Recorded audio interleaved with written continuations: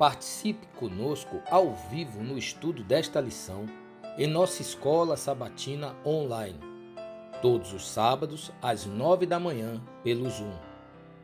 No final deste vídeo, veja como participar. Você é o nosso convidado.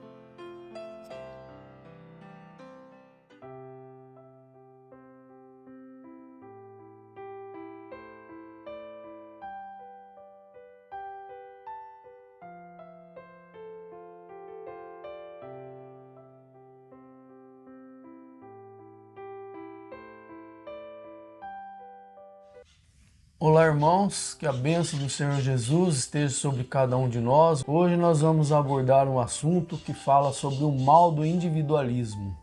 Nós vamos ver o que aconteceu dentro da instituição adventista no passado e que serve também para nós como exemplo para os dias de hoje. O verso áureo da lição vem dizendo para nós: para que não haja divisão no corpo, mas antes tenham os membros igual cuidado uns dos outros, de maneira que se um membro padece, todos os membros padecem com ele, e se um membro é honrado, todos os membros se regozijam com ele. 1 Coríntios 12, 25 e 26. Vamos então à primeira pergunta, que vai trazer aqui considerações sobre o mal do individualismo e toda essa questão da importância de fazer parte de um corpo, como o verso áureo nos traz. Deus aprova o indivíduo em ação independente ao corpo, igreja? Que profecia haveria de acontecer no final? Aqui a nota nos remete dizendo aqui que Deus está ensinando, dirigindo e guiando o seu povo, para que possam ensinar, dirigir e guiar a outros. Haverá entre o remanescente desses últimos dias, como sucedeu com o antigo Israel, os que querem agir independentemente, que não estão dispostos a submeter-se aos ensinos do Espírito de Deus e que não atenderão à advertência ou conselhos. Tenham essas pessoas sempre em mente que Deus possui uma igreja sobre a terra, à qual Ele delegou o poder. Os homens quererão seguir seu próprio critério independente, desprezando conselhos e repreensões, mas, com tanta certeza como fazem isso, eles se afastarão da fé, seguir-se-á a desgraça e a ruína de almas. Os que se arregimentam agora para apoiar e enaltecer a verdade de Deus estão se alinhando de um lado, permanecendo unidos de coração, espírito e voz em defesa da verdade. Então está no terceiro mensagem escolhida 23. Haverá, então aqui diz, entre o remanescente desses últimos dias, como sucedeu com o antigo Israel, os que querem agir independentemente. Então aqui já nos coloca que não vai ser diferente nesse tempo, assim como em toda a história da igreja, e agora, à medida que se aproxima do fim, alguns ainda usariam esse pretexto de que estamos chegando próximo do fim, de que não precisa mais ter uma igreja, cada um por si. E há uma mistura de elementos verdadeiros e falsos, né, irmão Denilson? Porque você vê que, por um lado, claro, cada um terá que sustentar a sua fé, subsistir no tempo de crise individualmente. Então, mesmo dentro de uma família, um pai não pode estar no lugar do filho, o filho no lugar do pai, o marido no lugar da esposa, a esposa no lugar do marido, mas, ao mesmo tempo, isso não quer dizer que as pessoas não devam, então, valorizar a comunhão dos santos, fazer parte de uma igreja, mas aqui diz que esses não estão dispostos o quê? A submeter aos ensinos, atender às advertências, e aqui que está o problema. Isso. Eu queria ainda salientar que nesses últimos dias da igreja, da história da terra, nesse momento que nós estamos vivendo, eu dou um conselho para os irmãos que toda vez que surgir entre nós algum tipo de heresia, uma possível nova luz, que os irmãos sempre se atentem a entrar em contato com os conselheiros da igreja, os líderes da igreja, os ministros, os pastores, e não levar esse assunto no corpo dos membros, porque isso pode trazer, se isso não for de Deus, pode trazer confusão no meio da igreja. Aqui a nota ainda deixou claro que essas pessoas tinham que ter em mente que Deus possui uma igreja sobre a terra, a qual ele delegou poder. Então nós vamos estudar mais sobre isso na sequência, mas também as lições anteriores já refletimos bastante sobre isso. A questão da organização da igreja, da ordem na igreja, a sua autoridade devida. Ao mesmo tempo que existe uma autoridade que seria usurpação, tomar o lugar de Deus não se deve. Mas a igreja tem o seu devido lugar, sua devida função no plano da redenção. Vamos então para a segunda pergunta. O que o Senhor requer de seu povo? 1 Coríntios 12, 4. Ora, há diversidade de dons, mas o Espírito é o mesmo. Continuando então a leitura no Mensagens Escolhidas, volume 3, página 23 e 24, diz assim: O Senhor deseja que todos os que desempenham uma parte em sua obra deem testemunho em sua vida do santo caráter da verdade. O fim está próximo, e agora é o tempo em que Satanás fará esforços especiais para desviar o interesse e separá-lo dos importantíssimos assuntos que devem chamar a atenção de todas as mentes para a ação concentrada. Um exército não pode ser bem-sucedido em coisa alguma se as suas diversas partes não agirem harmoniosamente. Se cada soldado atuasse independentemente dos outros, o exército logo ficaria desorganizado. Em vez de obter força da ação concentrada, ele se dissiparia em esforços desconexos e inexpressivos. Cristo orou para que seus discípulos fossem um com ele, assim como ele era um com o Pai. Sejam quais forem as boas qualidades de um homem, ele não poderá ser um bom soldado se agir independentemente. De vez em quando, talvez seja realizado algum bem, mas com frequência o resultado é de pouco valor e muitas vezes o fim revela que foi causado mais dano do que bem. Os que agem independentemente dão a impressão de realizar alguma coisa, atraem atenção e brilham intensamente e então desaparecem. Todos precisam puxar numa só direção a fim de prestar eficiente serviço para a causa.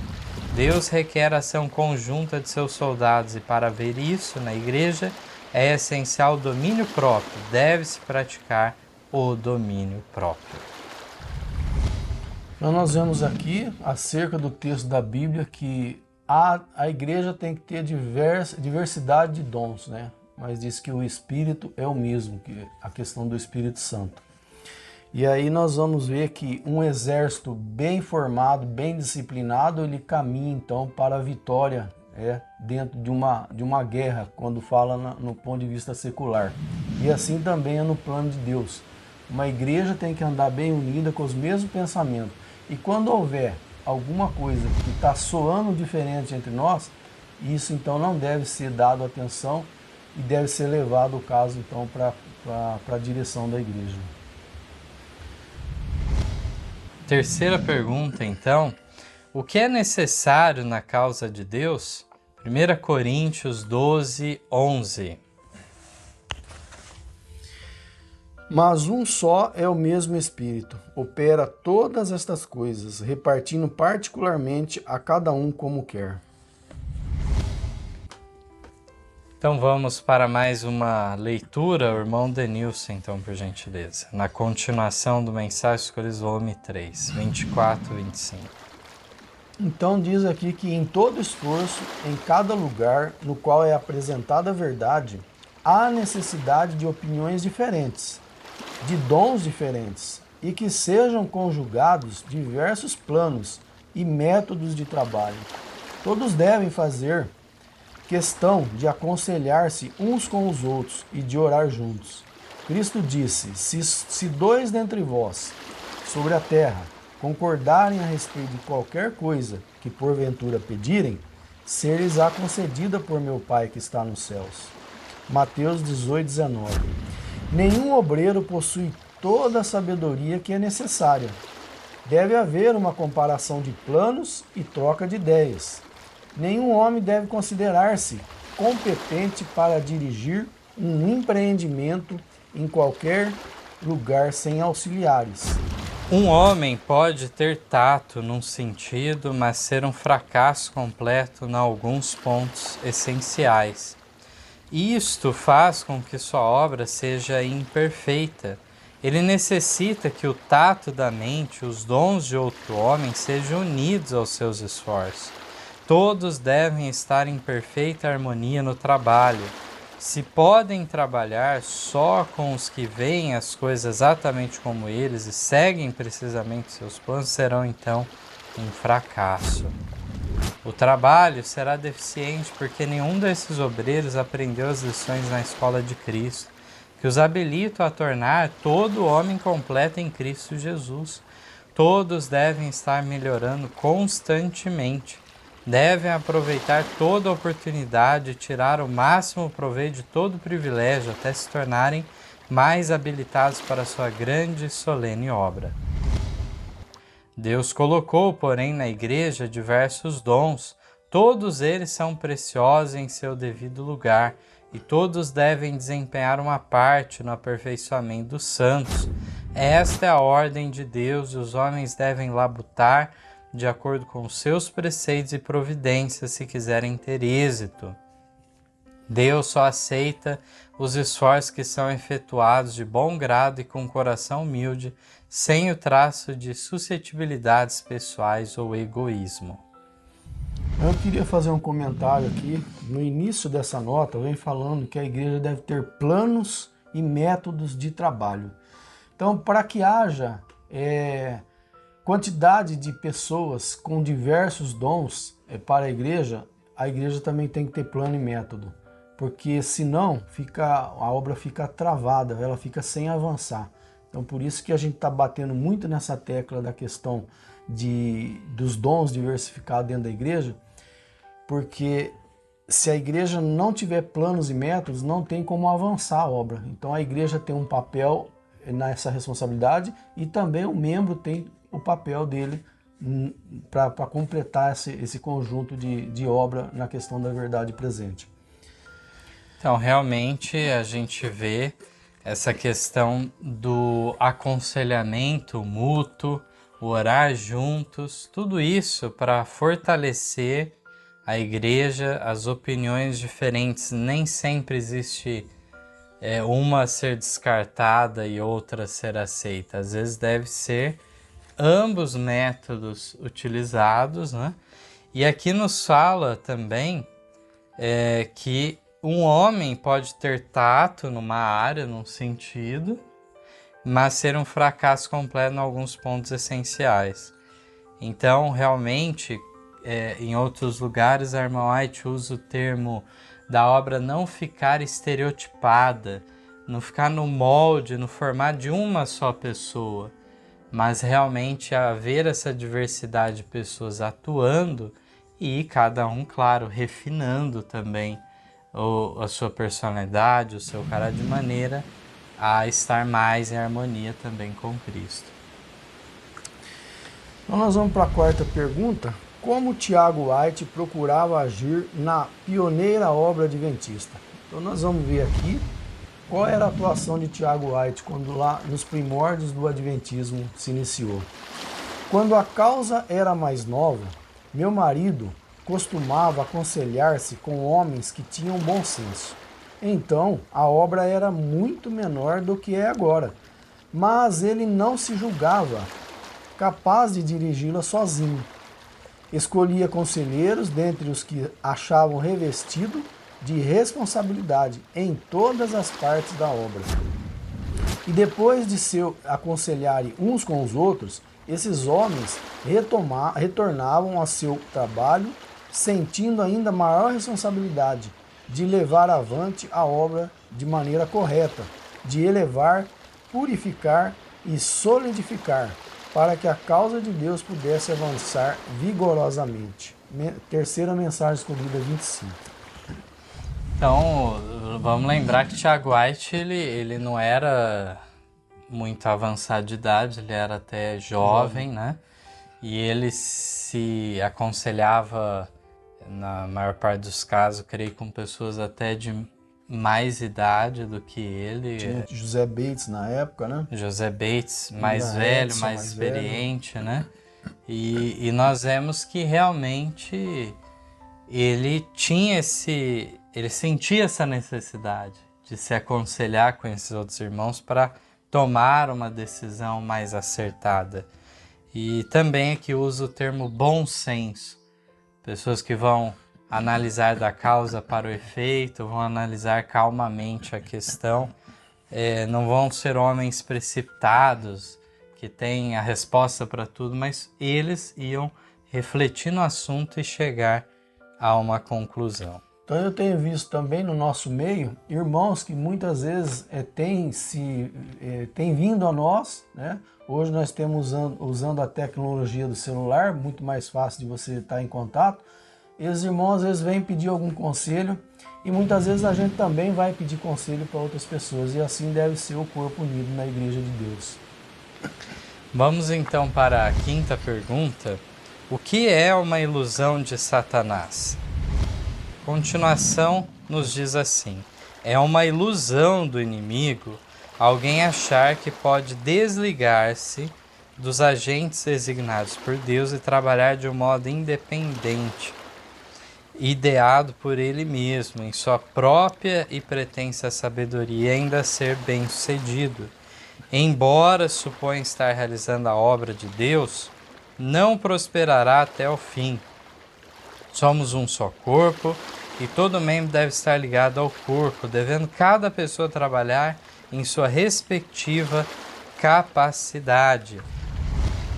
À medida que nos aproximamos da crise final, em vez de achar que há menos necessidade de ordem e harmonia de ação, devemos ser mais sistemáticos do que temos sido até agora. Toda a nossa obra deve ser dirigida de acordo com planos bem definidos. Estou recebendo luz do Senhor de que neste tempo deve haver mais sábia direção do que em qualquer outro período de nossa história. Eu lembrei aqui de fazer esse comentário. Nós estávamos falando aqui que Tiago White, no início lá da obra adventista, teve, por ser jovem, né, a igreja também jovem, e ele se aconselhava muito com os mais velhos. Nós temos visto pela história do adventismo lá no seu início que a igreja começou muito bem o seu trabalho, houve progresso, prosperidade na causa, mas nós vamos ver que no decorrer do tempo houve então várias pessoas querendo levar a obra independente e surgiram vários ministérios de sustento próprio dentro do próprio adventismo. E hoje a igreja está nessa situação. Cada um quer pregar o que quer, muitos para consertar a igreja, mas eles não têm força, porque não é um corpo unido. É um puxando a corda de um lado e outro puxando do outro. E aí a igreja prospera secularmente, mas espiritualmente nós temos visto que não tem acontecido isso. E isso serve de alerta para nós nos dias de hoje. Sim, é chamado de uma ilusão do inimigo achar que pode ir nessa obra de maneira independente. Aqui nos falou do outro detalhe que já tínhamos adiantado até, que tem havido muito desse ensino por parte de vários pregadores dentro do adventismo, e mesmo fora do adventismo nós temos visto esse formato também acontecendo em igrejas protestantes, católicas, tudo nessa linha do que o irmão Denilson trouxe aqui, ministérios independentes. No Adventismo, se usa muito o termo ministério de sustento próprio, para dizer que não é algo contra a igreja e tudo mais. Acontece que ocorre que Ellen White falava de certos departamentos da igreja, vamos lembrar, departamentos da igreja, que eles deveriam ser autossustentáveis. Então, a escola, o hospital e assim por diante, né? Ter esse autossustentável, ter uma certa autonomia também para tomar suas decisões, sem precisar ficar tudo levando para outras instâncias, tudo isso é legítimo. Agora, o que de fato ocorre hoje são ministérios independentes. Como eu falei, esta moda está pegando no mundo religioso de modo geral, porque está havendo o quê? O descrédito quanto às instituições. As pessoas já não depositam a mesma confiança que antigamente. E elas querem resolver criando o seu grupo, o seu clube, a sua ala, seu partido. Assim estava a igreja judaica na época em que surgiu João Batista, Jesus, as várias facções, partidos, seitas, na linguagem bíblica, os fariseus, saduceus, essênios, herodianos e assim por diante.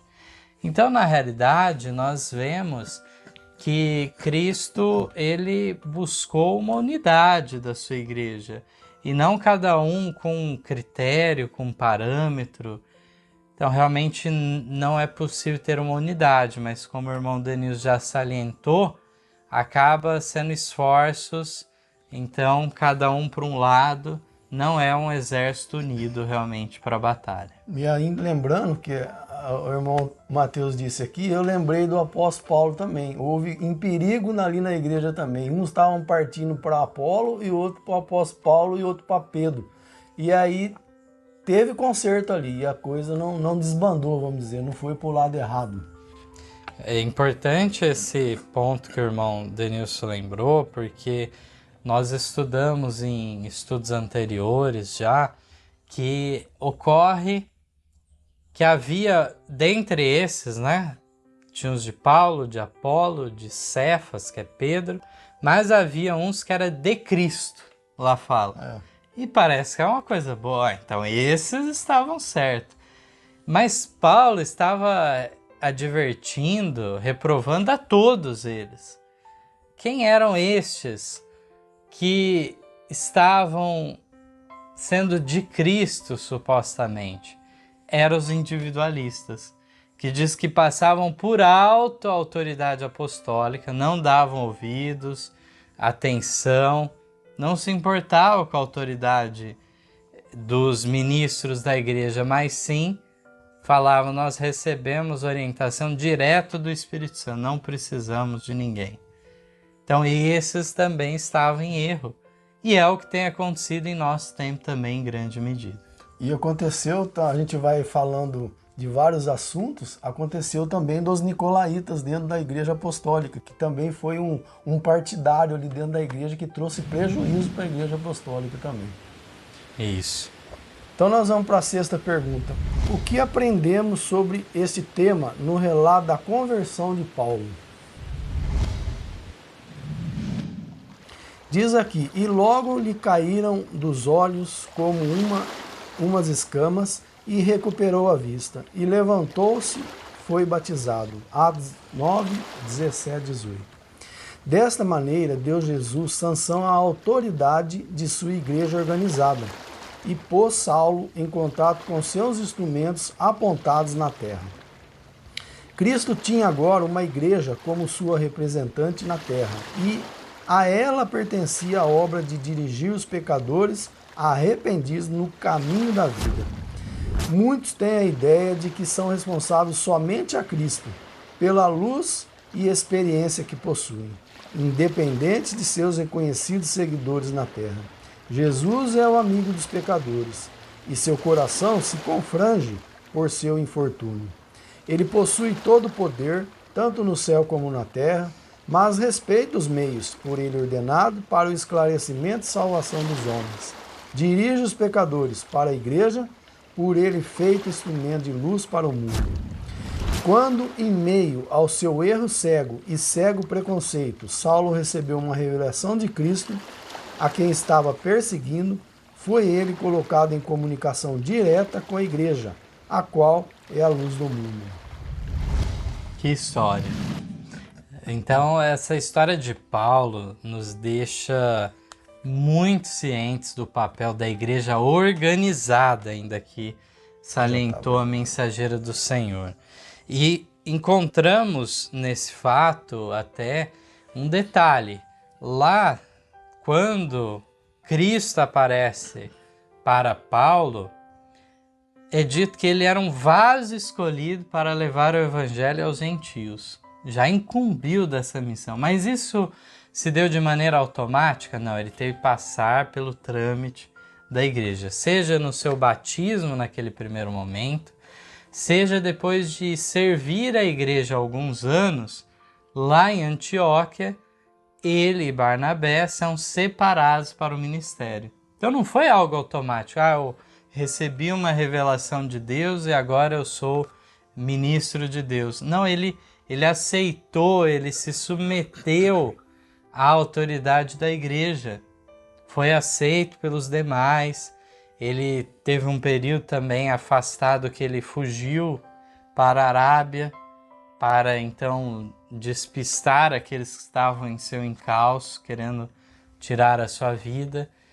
Ele entra em contato com Pedro, com Tiago, com os irmãos lá de Jerusalém, e depois de servir algum tempo em Antioquia, os irmãos então separam justamente Paulo e Barnabé para iniciar essa obra com maior intensidade entre os gentios. Então é maravilhoso vermos como que funciona, mas ele foi um homem que recebeu algo direto de Deus. Mas aqui fala, respeita os meios por ele ordenados, para o esclarecimento e salvação dos homens. Dirige os pecadores para a igreja, por ele feita instrumento de luz para o mundo. Não devemos achar que devemos ter um ministério à parte do corpo da igreja, mas sim em comunhão. Então nós vamos ver aqui que o apóstolo Paulo, ele não foi separado por Deus diretamente porque ele perseguia a igreja. É porque ele era um homem preparado, versado na lei, e era um homem que ficou com capacidade para poder levar o evangelho de Cristo aos gentios. Isso. Sétima pergunta. O mal está na organização ou em um formalismo que torna tudo mecânico e sem espiritualidade? 1 Coríntios 1, versos 10 e 11 diz assim: Rogo-vos, porém, irmãos, pelo nome de nosso Senhor Jesus Cristo, que digais todos uma mesma coisa, e que não haja entre vós dissensões. Antes sejais unidos em um mesmo pensamento, em um mesmo parecer. Porque a respeito de vós, irmãos meus, me foi comunicado pelos da família de Cloé que há contendas entre vós. Então o texto da Bíblia reforça o que a nota do testemunho vai dizer para nós. O mal não está na organização, e sim nas pessoas que querem agir independentemente de uma organização. Diz aqui que o mal não é resultado da organização, mas de fazer-se de tudo motivo de organização e tornar a piedade vital de pouco valor. Quando a forma e o mecanismo adquirem a preeminência e a obra que devia ser feita com simplicidade é transformada em laboriosa tarefa, resultará mal e pouco será realizado em proporção ao esforço feito.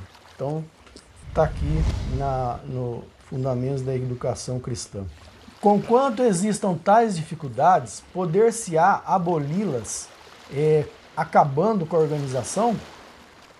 Estou certa de que o Senhor operou na organização que tem sido aperfeiçoada. E o fato de que há aspectos desalentadores na obra não deve ser considerado motivo suficiente para a desorganização. Foi-nos outorgada abundante luz com referência à organização das igrejas. Então a mensageira do Senhor teve que mais uma vez salientar esses pontos, porque a luz sobre a organização da igreja tinha vindo já em 1863 e 30 anos depois alguns estavam em dúvida, será que é importante mesmo isso? E alguns criticando, e ela falou, olha, é um problema quando o formalismo, quando toda a burocracia assume a preeminência, né, o destaque, e se perde de vista a espiritualidade, a simplicidade de se fazer as coisas. Então, realmente, nós não devemos buscar uma forma, um mecanismo que seja também muito engessado, que não permita a atuação do Espírito Santo também nas pessoas. Devemos deixar aberto para a comunicação celestial. Mas aqui nos fala que se tiver aspectos desalentadores na obra, não devem ser considerados motivo suficiente para a desorganização. Então o mal não está na organização, como alguns queriam criticar, condenar em sua época. E o texto bíblico nos destaca a necessidade dessa unidade de pensamento, de parecer. E isso tudo é importante, então, ser buscado. Mas tudo isso não é apenas num mero mecanismo, numa questão técnica, mas deve-se buscar unção do alto para se alcançar esses resultados na igreja. A oitava pergunta: que ideia tem ganhado terreno à medida que avançamos em direção ao fim do tempo? E o Senhor aprova a existência de ministérios independentes dentro da igreja? Provérbios 18:1 diz para nós: busca satisfazer seu próprio desejo aquele que se isola. Ele se insurge contra toda a sabedoria. É um texto bastante claro para ilustrar aqui a pergunta para nós. Então é mais prático, né, irmão Denilson?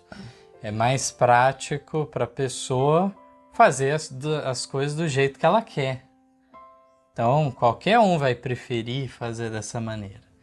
Mas aqui diz que esse se isola e ele acaba não acatando os aconselhamentos, a sabedoria de outras pessoas, muitas vezes de mais experiência e tudo mais. Ele se julga muito autossuficiente e na causa de Deus isso pode ser um dano terrível.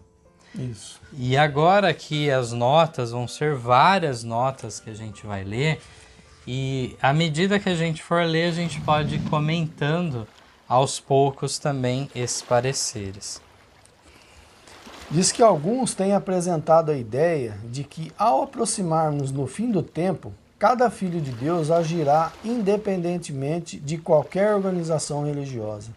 Mas fui instruída pelo Senhor de que nesta obra não há isso de cada qual ser independente. As estrelas do céu estão todas sujeitas às leis, cada uma influenciando a outra para fazer a vontade de Deus, prestando obediência comum à lei que lhes dirige a ação.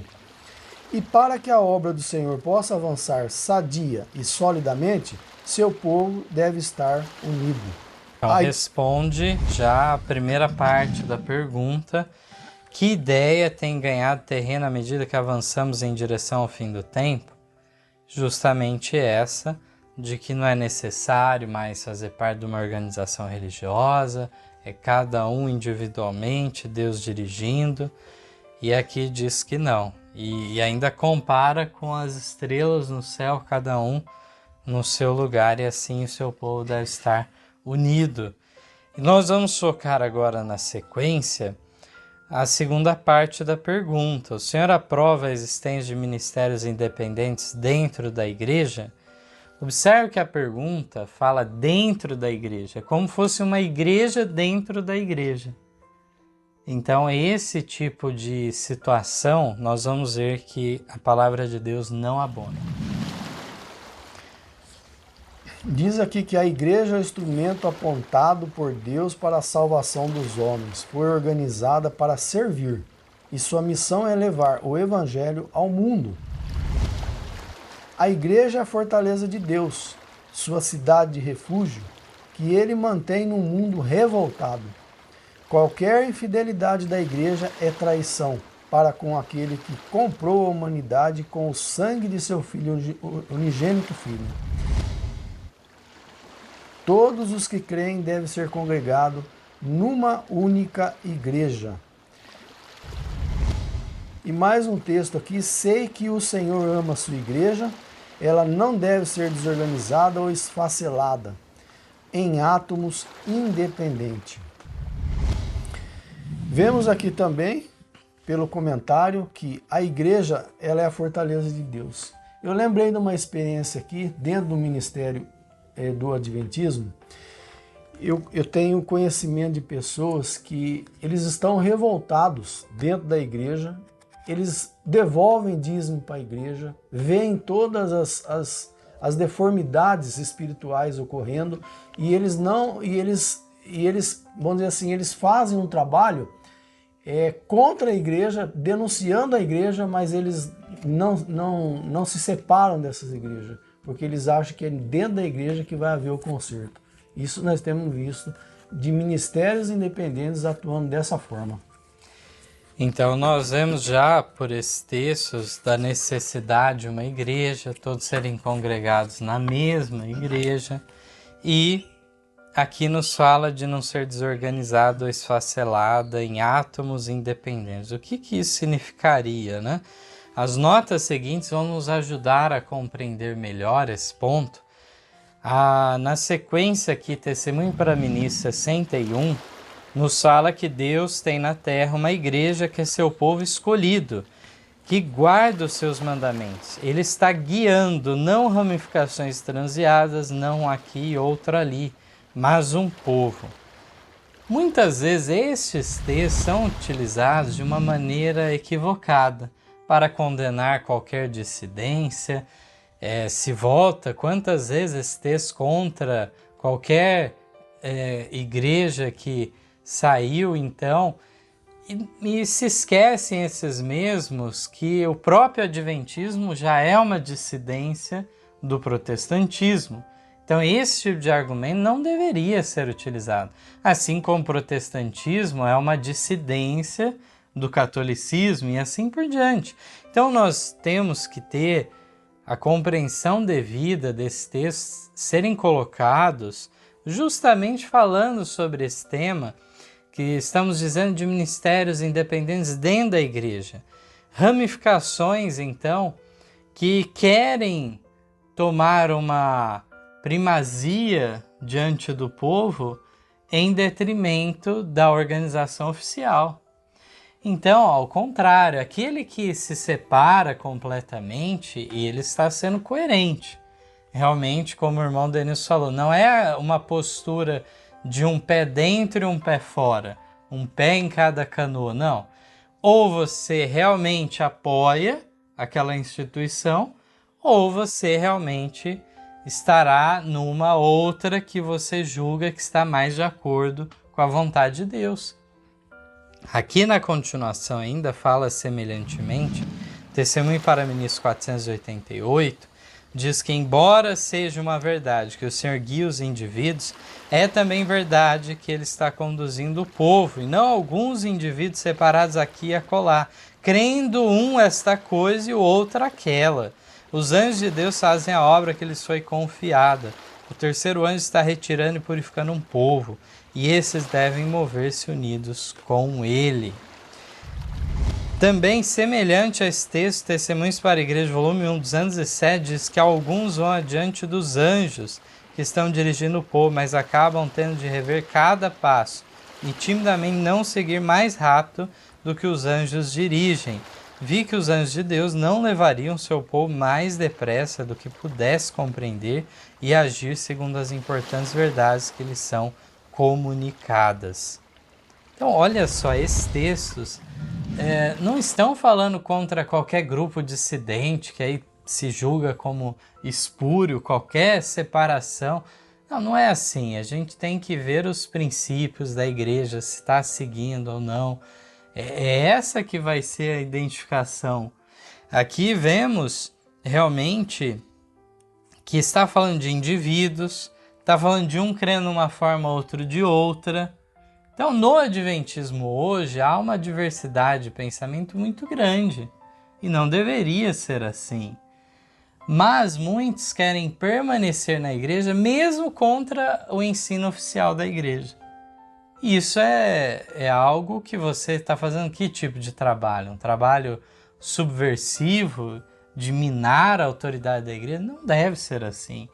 Então nós vemos, por exemplo, o assunto da natureza humana de Cristo. Existem alguns que creem na natureza pré-queda, outros pós-queda. Existe a questão da ordenação de mulheres e tantos outros temas aqui que poderíamos citar. E aqui diz que realmente o terceiro anjo tem que função retirar e purificar um povo, e esses devem mover-se unidos com ele. Então, certamente haverá um povo, um ministério que estará na representação do terceiro anjo. Isso não é de maneira infalível, de maneira a identificar o nome de uma igreja específica, uma denominação, mas sim de vermos os requisitos e ver que grupo está enquadrado nisso. Então, uma prova para nós de que hoje o movimento naturista tem como norma, como crença, como doutrina unificada, nós enxergarmos que a reforma de saúde, a natureza humana de Cristo, a ordem sacerdotal de Melquisedeque, a questão da reforma do vestuário, todos esses temas doutrinários, eles são unificados e todos têm o mesmo pensamento.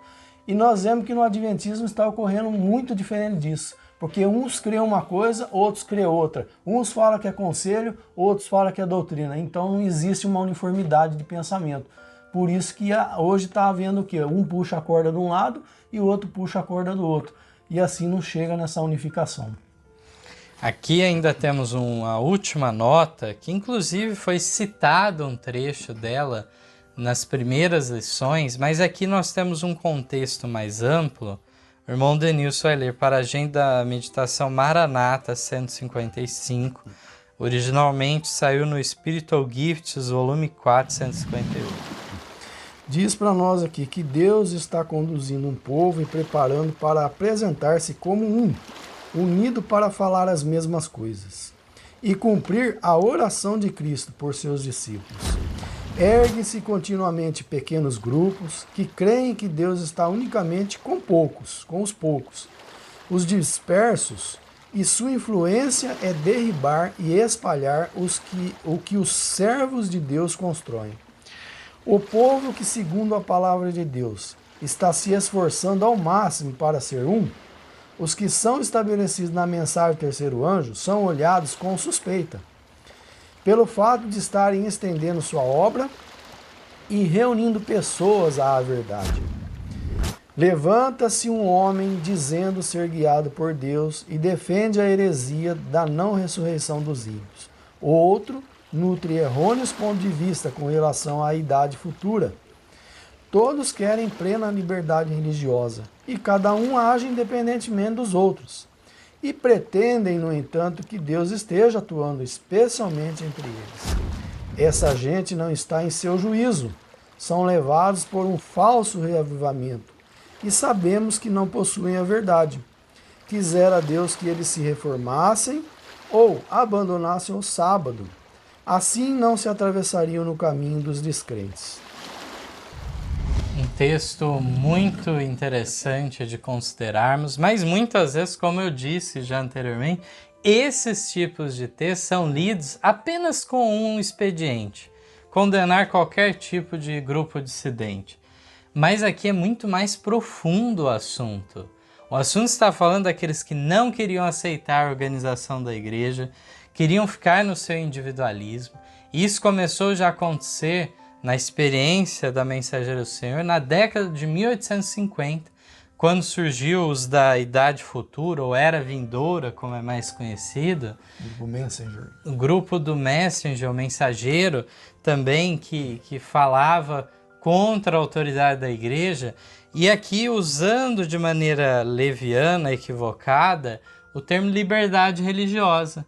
Sim, deve haver liberdade religiosa na sociedade, mas é para um católico ser contra, ser pró-vida, defender o sábado. Não, aí você não é católico, você vai ser de outra igreja. O calvinista, ele ser contra a predestinação. Não, calvinista defende a predestinação. E assim por diante, você vai se enquadrar onde você entende que está o ensino correto, bíblico. Agora, você querer, de dentro da igreja, querer mudar a doutrina da igreja ao seu gosto, ou agir independentemente e não querer reprovação, está tudo errado. Aqui vemos que era olhado com suspeita os que estavam procurando reunir todos, mas é o que a gente leu lá atrás, todos devem ser congregados numa única igreja. Então esse deve ser o objetivo. Mas esses então, que realmente tinham um falso reavamento, eles eram já adventistas do sétimo dia.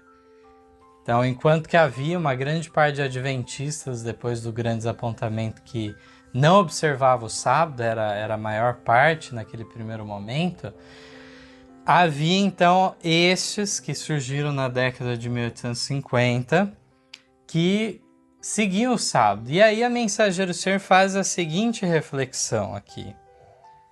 Quisera Deus que eles se reformassem, ou então fizesse o quê? Abandonasse o sábado. Abandonasse o sábado. Por que ela está falando isso? Ela queria o mal deles? Não, ela falou que eles mudem de vida, mas se eles não forem mudar de vida, que fique patente a diferença. Então, realmente, nós vemos que causar confusão, de atravessar no caminho dos descrentes. Os descrentes ficavam em dúvida, ficavam, não, mas qual que é? Quem está certo? Os dois defendem o sábado, os dois têm uma crença semelhante. Então, tudo isso trazia o quê? Opróbrio à obra de Deus, à causa de Deus, e por isso esse comentário dela. Então vamos em frente. Na 9ª pergunta, diz aqui: que ilustração é dada pela serva do Senhor? Então vamos acompanhar a leitura. Os movimentos esporádicos, agitados, de alguns que pretendem ser cristãos, são bem representados pelo trabalho de cavalos fortes, mas não adestrados. Quando um puxa para frente, outro puxa para trás, e a voz de seu guia, um se precipita para diante e outro fica imóvel. Se os homens não agirem em harmonia na grande e importante obra para esse tempo, haverá confusão. Não é bom sinal os homens se recusarem a unir-se a seus irmãos e preferirem agir sozinhos. Falem os obreiros confidencialmente com os irmãos que estão dispostos a apontar cada desvio dos princípios verdadeiros. Se os homens tomarem o jugo de Cristo, não poderão puxar cada um para o seu lado, puxarão com Cristo. Alguns obreiros puxam com toda a força que Deus lhe deu, mas não aprenderam ainda que não devem puxar sozinhos. Em vez de isolar-se, puxem eles em harmonia com seus cobreiros. A menos que façam isso, sua atividade se processará fora de tempo e em direção errada. Trabalharão muitas vezes contra aquilo que Deus deseja ver feito, e assim sua obra será mais do que inútil. Então é tudo aquilo que nós já discorremos no decorrer da lição, onde dentro de um movimento, dentro de uma instituição que tem suas crenças estabelecidas, e dentro dessas crenças estabelecidas há divergência de pensamentos, pessoas querendo fortalecer mais um ponto do que o outro, e a confusão fica estabelecida dentro do ministério. Cavalos fortes, cada um puxando para um lado, não vai dar certo. E aqui ainda lançá-la que esses então vão, duas coisas, né? vão fazer uma obra fora de tempo, no momento errado e na direção errada. Então, tudo isso deve ser meditado, por isso que deve haver, por parte da direção da obra, principalmente, o aconselhamento mútuo para fazerem as coisas em unidade e o ensinamento ser o mesmo, como já salientamos também anteriormente. Então nós vemos dentro do Adventismo, nós vemos que no púlpito é pregado na questão da reforma de saúde que não há problema nenhum quanto à alimentação carne. Aí você vê um outro pregador no púlpito pregando que realmente a igreja tem que se reformar na questão da alimentação carne. Então fica um puxando de um lado, outro puxando do outro. E aí é a confusão estabelecida, que aí cumpre-se a profecia da questão da Babilônia. Pergunta de número 10. Por outro lado, que cuidado devemos ter? O que mantém muitos na inatividade? E continuando, Testemunhos para a Igreja, volume 9, 259, diz: por outro lado, os guias dentre o povo de Deus devem precaver-se contra o perigo de condenar os métodos de obreiros que são pelo Senhor levados a fazer uma obra especial que só poucos estão habilitados para desempenhar.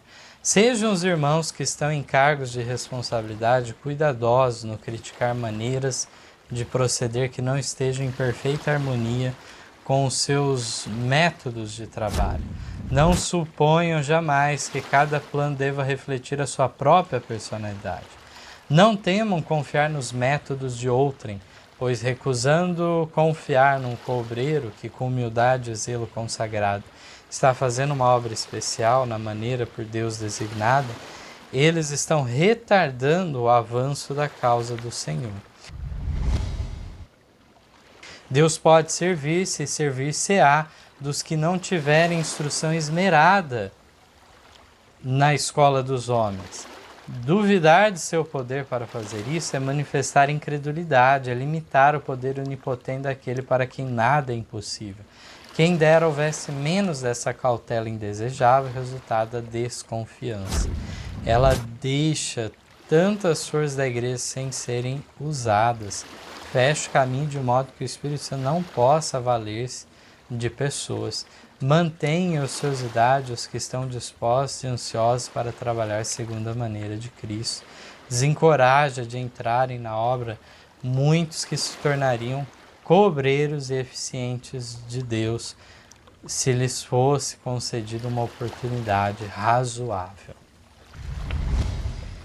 Então, por outro lado, que cuidado devemos ter? Condenar métodos diferentes, achar que a obra tem que ser do jeito que a gente quer, e muitas vezes é algo mais subjetivo, que deve haver mais liberdade para um irmão desempenhar uma obra um tanto distinto do que a gente pensa que deveria ser feito, mas devemos permitir que ocorra isso, ver os resultados, são bons frutos ou não, em tal medida. Então realmente tem muito que nos orientar a nota e nos fala também que mantém muitos na inatividade.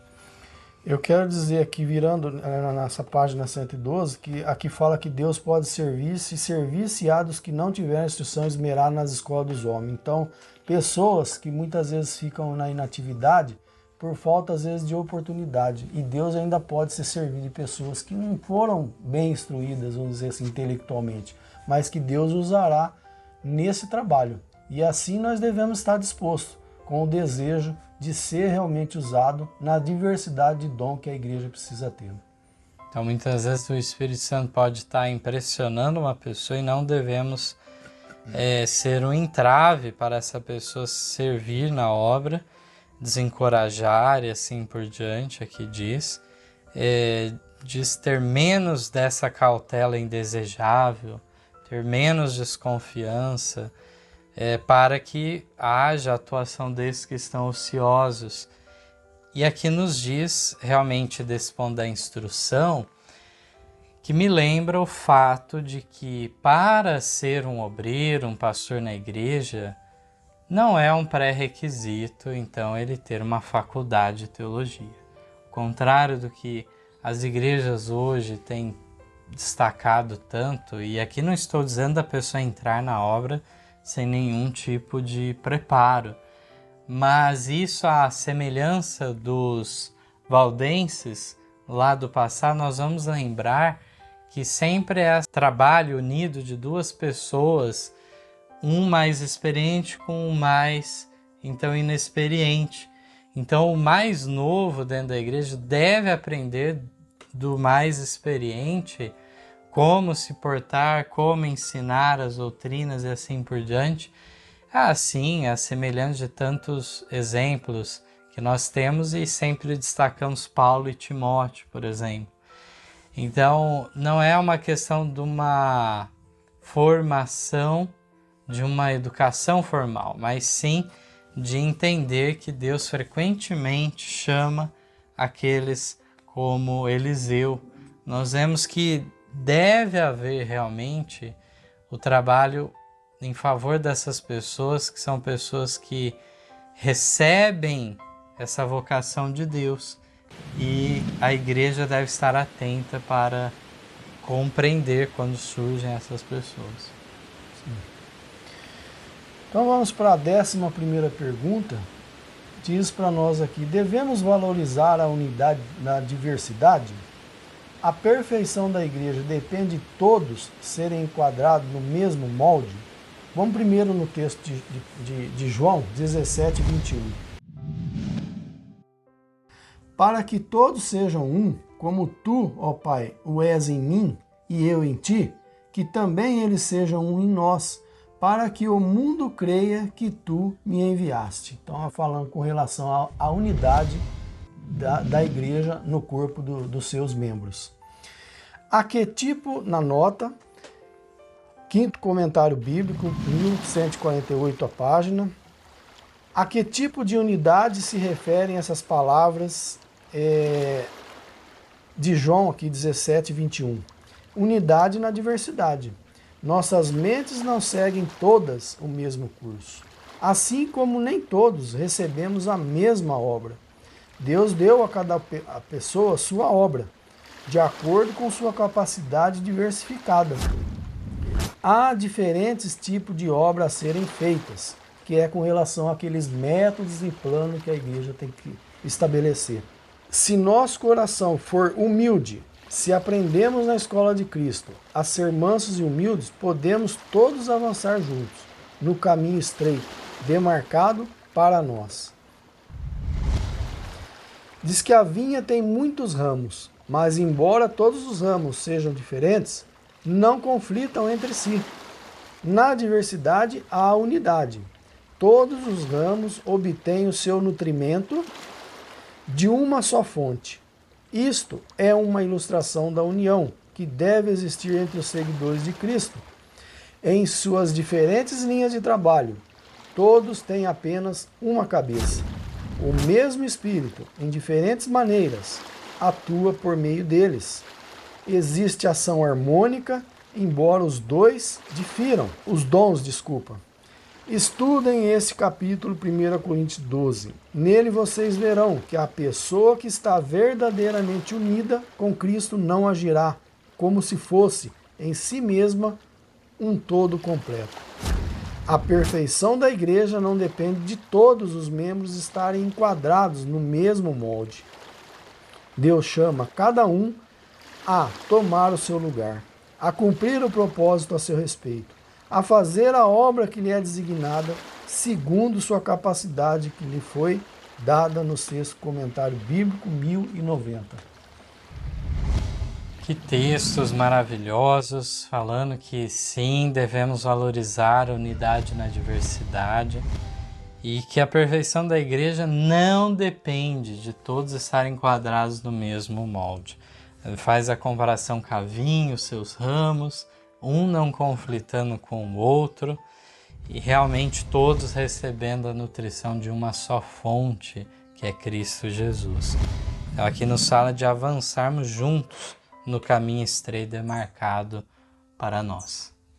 Então finalizamos aqui o estudo desse assunto, do mal do possa servir de exemplo para nós e que dentro do nosso ministério não venha ocorrer essa diversidade de pontos doutrinários diferentes e que a união possa ser estabelecida no meio de nós. Amém. Amém. Em nosso site vocês encontrarão estudos, notícias, dicas de saúde, além de todas as nossas lições. Participem conosco através da nossa página no Facebook e assistam todas as nossas lições através do YouTube. Você também pode participar ao vivo das lições da Escola Sabatina todos os sábados a partir das 9 da manhã pelo Zoom. Ligue ou mande uma mensagem para os números de WhatsApp que aparecem na tela e venha estudar conosco. Você é o nosso convidado.